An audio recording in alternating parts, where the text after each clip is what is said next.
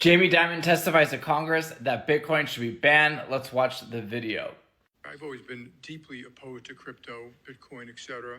You pointed out the only true use case for it is criminals, drug traffickers, anti-money laundering, tax avoidance, and that is a use case because it is somewhat anonymous, not fully, and because you can move money instantaneously, and because it doesn't go through, as you mentioned, all these systems have built up over many years, know your customers, sanctions, OFAC, they can get bypass all of that.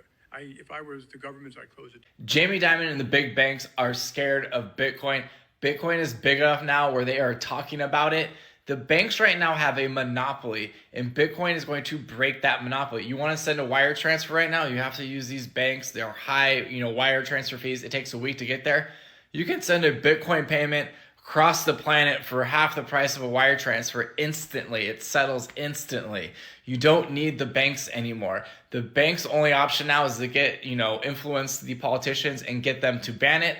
But Bitcoin will continue to function around the world. In other countries, it's not banned. Bitcoin being used as money laundering, all this stuff is just BS.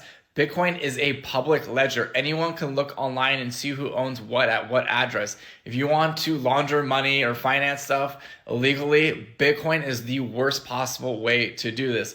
These are just lies they're construing to, a narrative so they can ban it in the future. If you watch some of my previous videos, I think when Bitcoin pumps over 100,000, the banks are going to get really scared. They're going to lose a lot of money, and they are going to look at banning it. This is why you need to have your Bitcoin off of exchanges. Also, another scary thought, Elizabeth Warren is supposed to be, a politician of the people, and she's out there agreeing with the billion-dollar banks.